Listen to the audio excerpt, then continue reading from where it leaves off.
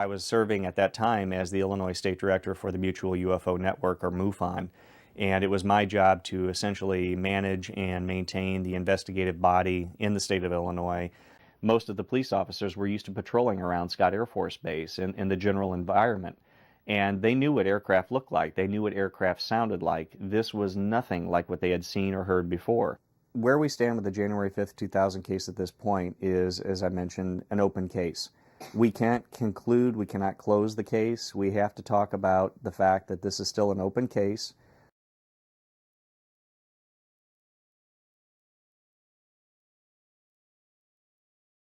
I got in here about 4 o'clock in the morning, and as I got out of my pickup truck, I happened to look over in the northeast, and I seen that bright star, which I thought it was a star, shining down this way. So I goes in the inside, was in there for a few minutes, and came back out to get in my truck, and I looked over there again, and I thought to myself, oh, that's awful bright and awful low, and I just kept watching it, and I went, it's moving.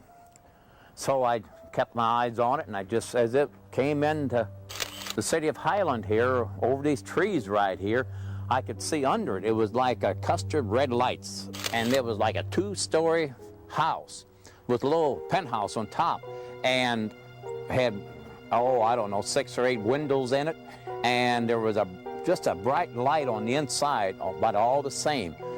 And as it was traveling so slow, right over these treetops, it just kept it moving, and I was just standing here watching it going out of Highland, and there was windows in the back of it, and I thought to myself, I could barely see it. Well, there would be nobody would believe me what I seen if I don't tell somebody. So I figured, well, I'll go down to the police station and to see if they could see anything. Well, I just received a call from Highland PD.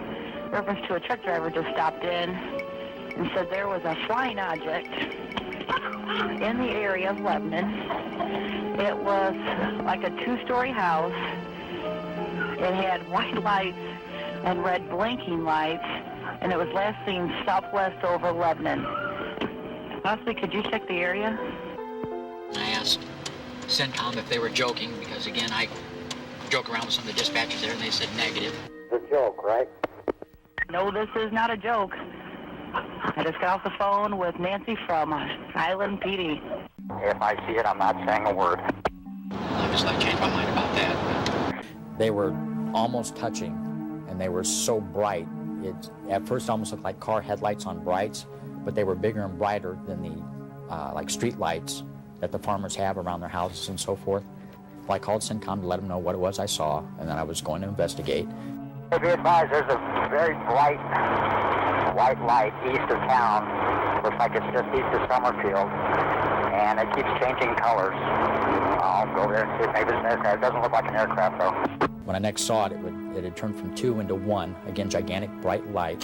And during all this, including when it was the 2, there was white light radiating off of it, almost like the Japanese rising sun battle flag. When I got to the bridge at the very east end of town, it had turned into like an elongated cigar. Again, very intense bright light with the white light radiating off of it. I still had my overheads on, continuing towards Summerfield, which is eastbound, and it was still at about the 1, 2 o'clock position from where I was at. Ground 5404. If you would you contact Scott Air Force Base to see if they have anything flying in this area, please? 10-4, well, whether it's a plane or not, it's heading westbound now. It should be really close to Scott now. 2550, I see something, but I don't know what the heck it is. On January 5th, about 4:30 in the morning, Lebanon gets a call for this flying object, and after he had seen it and said that it might be in Shiloh or Lebanon, I'm driving right here, eastbound on Lebanon Avenue, and right in this field is where I observed it. I had looked up in the sky and observed this huge arrow-shaped, triangular-shaped object just floating in the sky right in the open field right over here.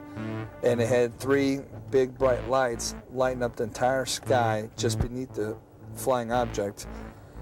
And it was just floating gradually west-southerly along this field over here at a gradual, slow speed. And then as I stopped right up the road here to get out and see if I could get a picture or observe it better, the object, with unexplainably in the naked eye, was just from gradually moving to all the way down in the field, like within the snap of a finger or a wink of the eye.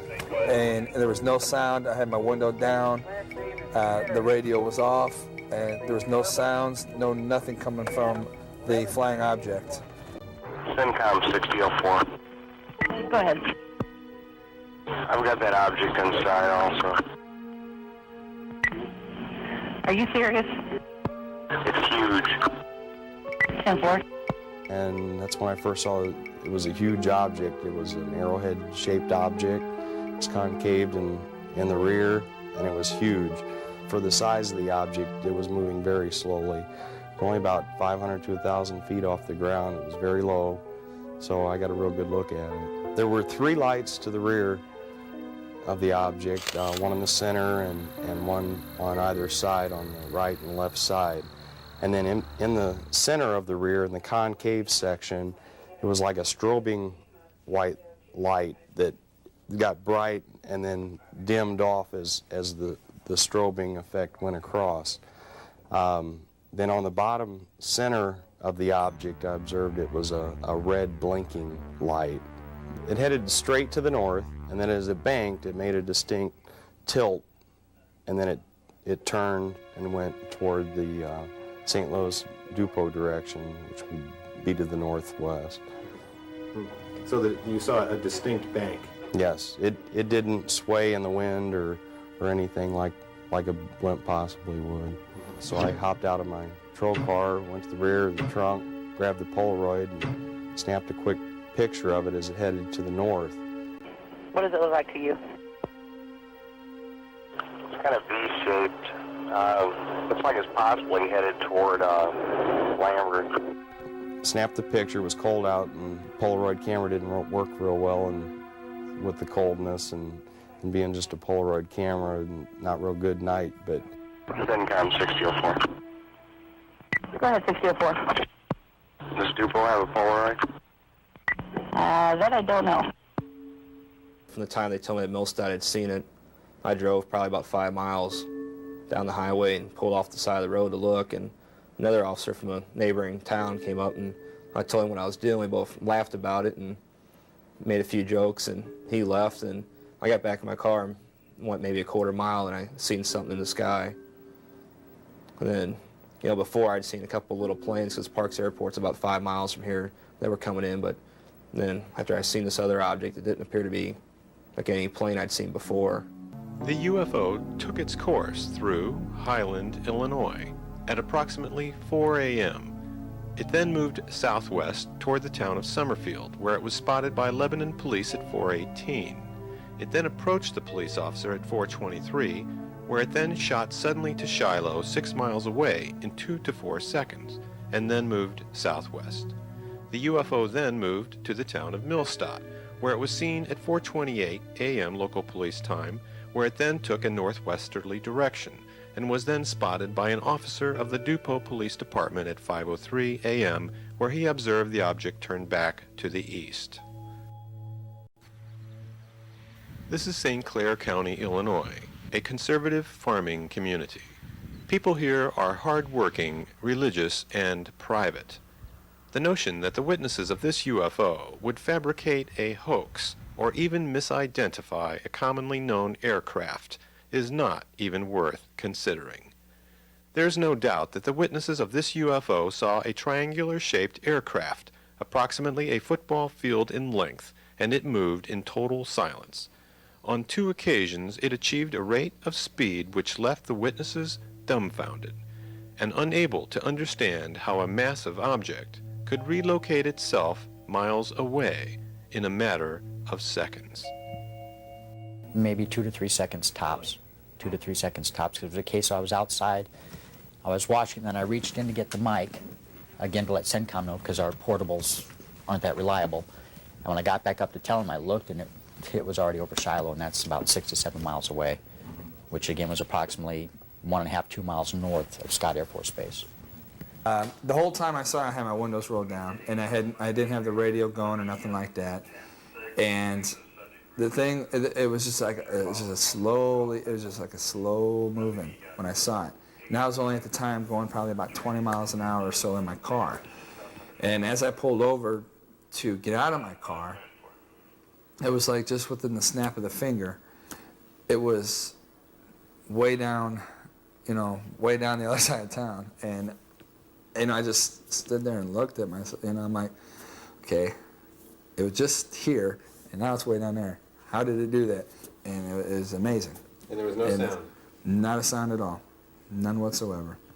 I never shut my patrol car off at any time, but I did exit my vehicle when I took the picture, and I could hear coming from the vehicle, it was a low-frequency buzzing noise.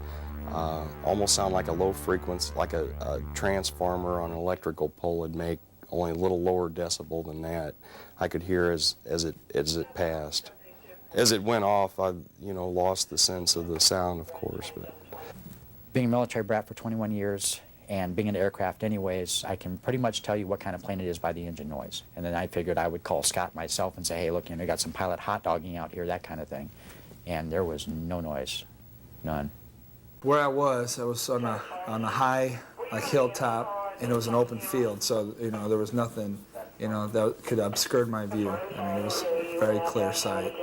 I could actually tell some kind of figures on the bottom of it, as in some kind of a style of crafting or steel, almost like I said, building blocks were put together. It just almost looked like it was put together in pieces.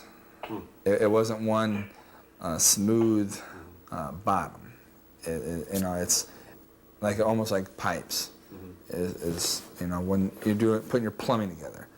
It's hard to explain. It's like it tried to camouflage itself against the night sky, because you could tell it was black and metallic in color, but you could almost, like it was trying to project the star field above it on the underside. I think the government's having the same trouble we are. And I think that maybe that's the reason they're not telling us much about it, because they can't explain it.